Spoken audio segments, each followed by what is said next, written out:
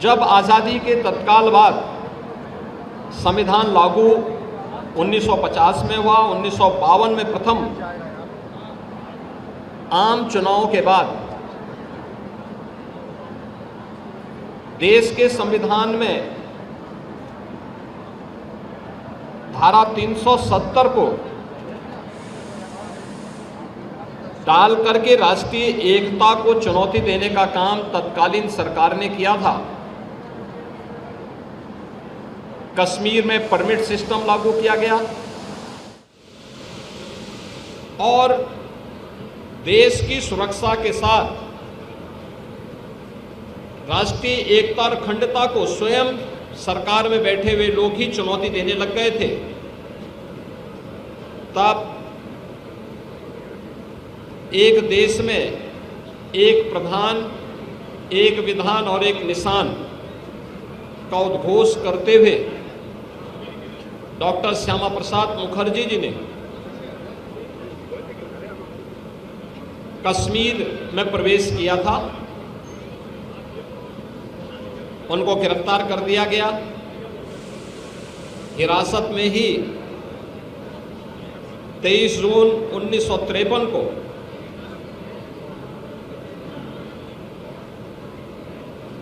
जम्मू कश्मीर के जेल में उनका बलिदान हुआ।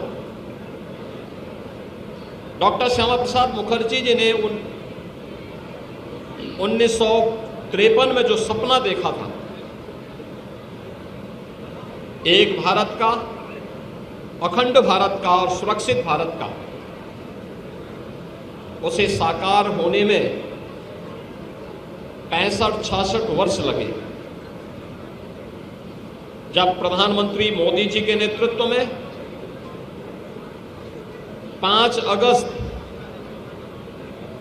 2019 को कश्मीर में धारा 370 समाप्त हुई और आज जम्मू कश्मीर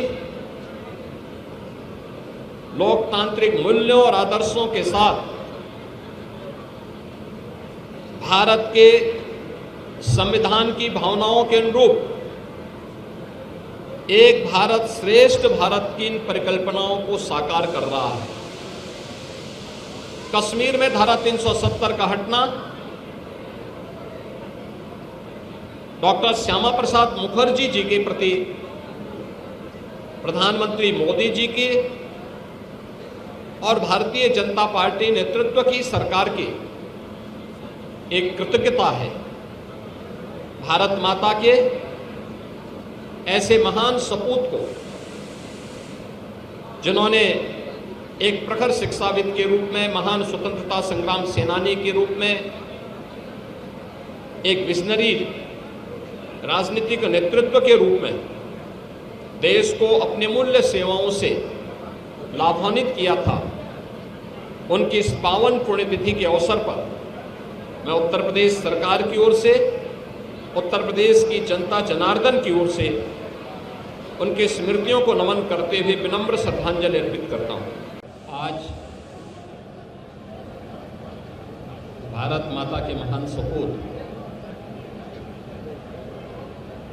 भारतीय जनसंघ के संस्थापक अध्यक्ष डॉक्टर श्यामा प्रसाद मुखर्जी जी की पावन पुण्यतिथि है।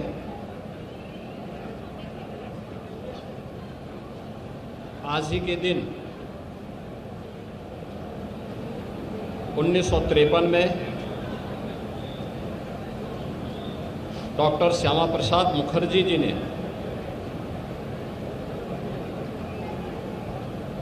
अखंड भारत के लिए अपना बलिदान दिया था।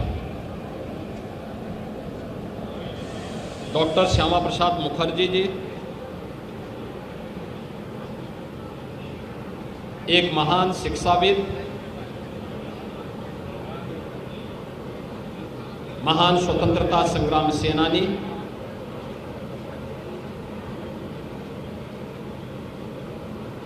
और एक भारत श्रेष्ठ भारत के स्वप्न दृष्टा थे। स्वतंत्र भारत में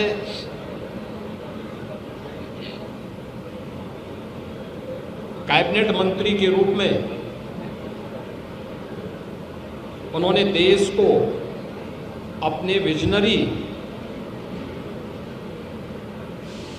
नेतृत्व से लाभान्वित करके देश की औद्योगिक नीति को तय करने में बड़ी भूमिका का निर्वहन किया था।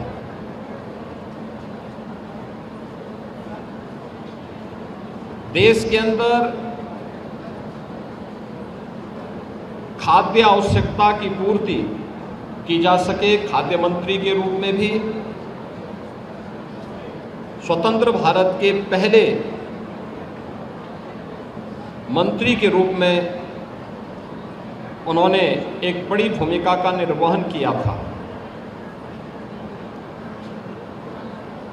उन्होंने केंद्रीय कैबिनेट से पंडित नेहरू के नेतृत्व की सरकार के द्वारा आज़ादी के तत्काल बाद राष्ट्रीय एकता और अखंडता के साथ किए जा रहे खिलवाड़ को देखते हुए उन्होंने इस्तीफा दे दिया था और भारतीय जनसंघ के पहले अध्यक्ष के रूप में उन्होंने देश के अंदर एक नई राजनीतिक शुरुआत को आगे बढ़ाया था।